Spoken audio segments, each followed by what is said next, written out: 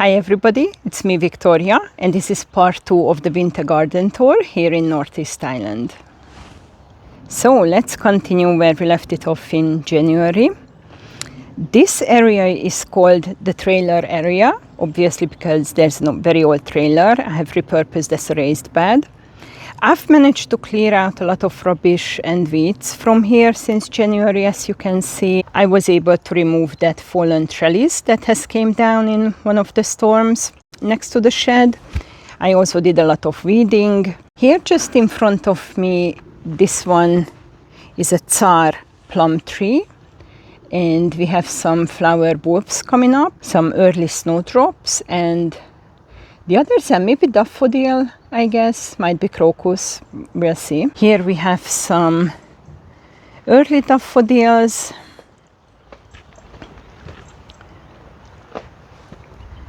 This one is an opal plum tree. Some surviving perennial flowers. Some are still in pots that managed to survive winter. I have pressure washed the walking surfaces, so that removed a lot of the weeds that rooted into the cracks between the planks. This one is another plum tree. Here I have removed that cover I had on for the carrots, and I planted asparagus into these raised bed sections. I have purple asparagus in the first one, that's called Purple Pacific, and a green one in the other one. I'm really happy to have removed that cover because that was just such an eyesore. These are some plum trees in pots. I will have to put them into larger pots like ASAP. And here I'm taking down this raised bed here in the corner. Oh, hold on, I try not to face the sun with the camera. So I'm going to replace this corner raised bed here with a larger one. That should happen really in March, but at least ASAP. Because I want to plant there some stuff. There was a goji berry plant in this one, but it was an absolute menace to grow. It was flipping all over the place and it was thorny and the birds ate all the fruit, so I just took it out. And I remember when I filled up this planter I made here for the goji berry, I just put in the compost directly and let it, so just food waste and kitchen scraps and stuff like that, weeds, whatever, let it compost it in place, and when it was ready I planted in the goji berry. And I also put in some old eggs, and I hope that they will just compost down, deep in the bottom of this pit, but they didn't. A few survived, and after like 3 or 4 years of being on the bottom of this pit, and when I was clearing the goji, I accidentally poked a few and they burst. Like, holy moly, goodness me. So another lesson learned, break your eggs before you put them into the compost. And here we have Ninja, our little helper. And let's see what we have in the greenhouse. I just call this one the trailer greenhouse, obviously because it's just there next to the trailer. We still have some overwintering cabbages going on. These are some leftover compost mix. The goji roots I will have to put into skip. I'm gonna hire a skip in March. These are some peach trees that are coming back very nicely. As you can see, they are just about to flower. That one in this large pot is a very, very, very battered apricot tree that was barely surviving outdoors. So I brought it in, and I hope this will make it. It's very much, I would say, like 50-50% whether it survives or not. Well, this cabbage is basically dinner tonight. The other one a bit later. And this is a Saturn, this one, the Saturn peach tree. Yes, you have your opinion. Thank you. So this was the Saturn peach tree, and I just planted some strawberry runners under this. These green halos are just placeholders, so I can see where I'm going to put the tomatoes, so I don't accidentally plant, strawberries into the wrong place. Yeah, tell me. Tell me. Yes, I totally agree. Yes, absolutely.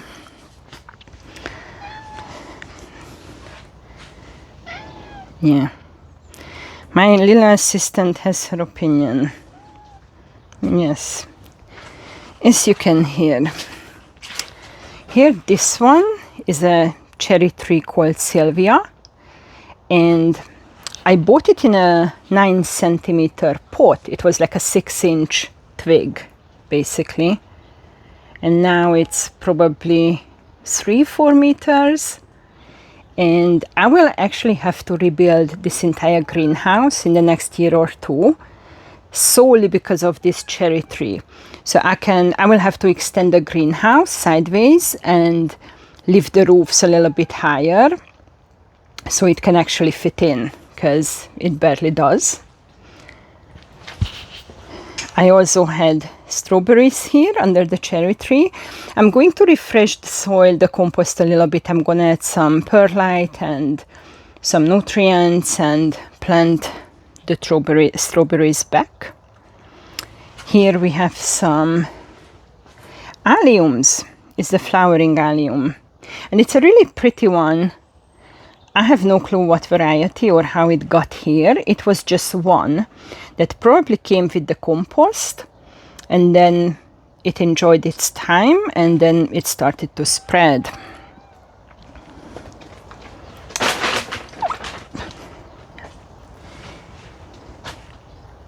Yeah, a dead cabbage. Another peach tree that's about to flower. 2 plum trees, and I really hope they're gonna stay dwarf. And a Stella cherry tree. And 2 pear trees. This one is called Doyen Ducomis, something like that, a French one. The other one is this one. The other one is a Williams, and the Williams is only here because the French one needs a pollination partner, and the French one can't survive outdoors. I have tried, and 2 have died, so I had to move it into the greenhouse. It's a very, very, very delicious one, but you have to give it the conditions it's able to survive. And because of that, we have another pear tree. And these trellises are for the melons. As you can see, they are at an angle, maybe like this. So as you can see, they are at an angle. So you plant the melons here to descend, and then they can climb up on the trellises, and the fruits can hang down. And they are easy to see, easy to harvest, and they are actually facing south, so they are going to get the possible most amount of sunshine you can get here. And sometimes it works. For the past 2 years it hasn't, simply because it was just too cold, even in the greenhouse for melons. But keep trying, you never give it up.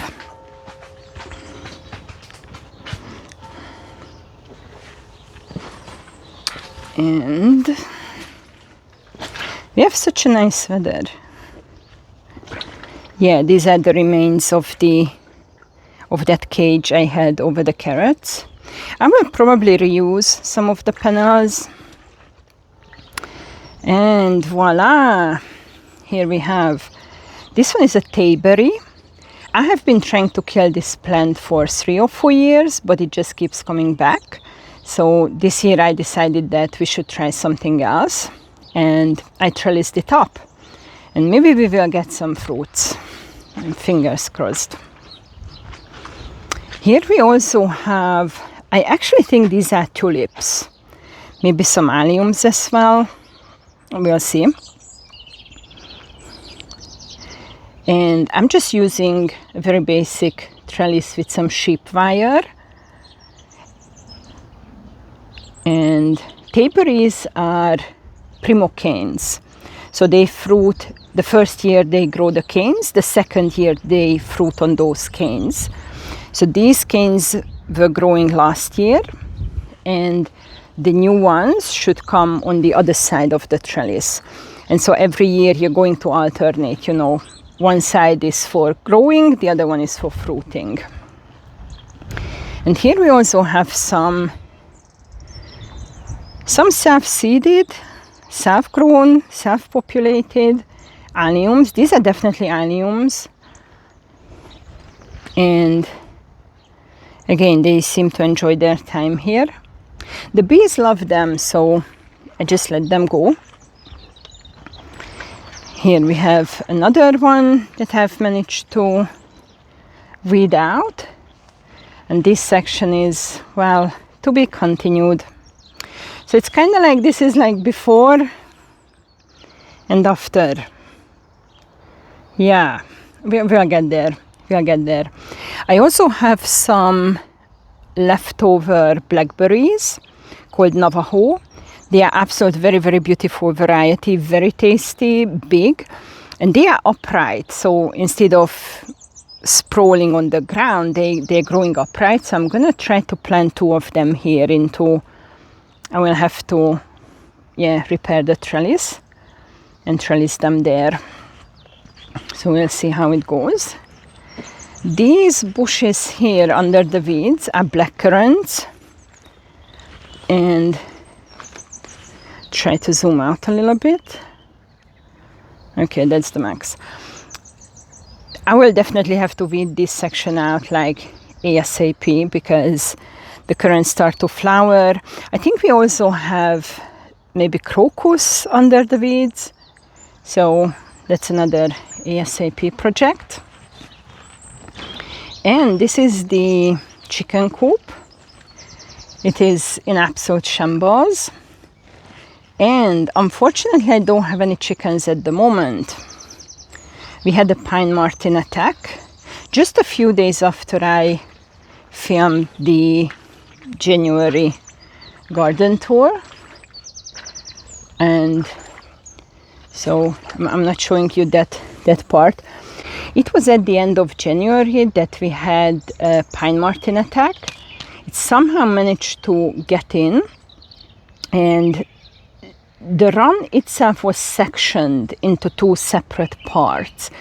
And I knew that because of the coop is damaged, there were some weak points that were like risky, to say the least. I was aware of that, but I was really, really sure that the other part that was fully sectioned off was secure, and it wasn't. Somehow it was able to get in there, and so I had like 10 chickens in total, and now I don't have any.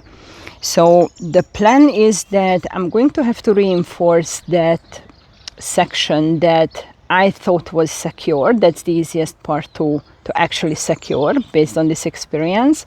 And I'm going to have ducks, 2 ducks, probably in March. And yeah, so I don't want to show you the bodies, but I left the door open after the attack. So if there's any wildlife around, you know, maybe the pine marten comes back or fox or something, then they can just get in and take the bodies, so I don't have to clear them. It's still winter, so they're not just going to, you know, rot overnight or something. It's basically like being in the fridge. And, you know, for scavenging animals, foxes, pine martens, it's actually a a food source. So if I can't eat them, then at least maybe something else can. So I left them open. I'm not going to show you. There are still remains of the attack, so don't worry about that. Yeah, well, yes, that's a cat. So yeah, this is the situation. Ducks, 2 ducks. They're gonna be Khaki Campbells for eggs, but yeah, so it's absolutely imperative to secure the coop before we get more birds back here. This is the neighboring land, and so this is pretty much the situation for now. The other part of the garden, what I showed you the last time, I haven't done much there. I was mostly focusing on this side. This one is a huge pot I bought recently. It's 170 liters, I guess, something in that range. It's huge. I'm going to have to plant one of the larger plum trees into this one because it kind of struggles. It's already in a fairly large pot, but it's still gonna need a larger one. Yeah, so I guess pretty much it for today. That's where I am at the moment. This area is fairly decent, I would say. I've managed to get done what I wanted, and the next thing is going to be focusing on the other area of the garden. So that's it for today, folks. See you next time. Bye bye.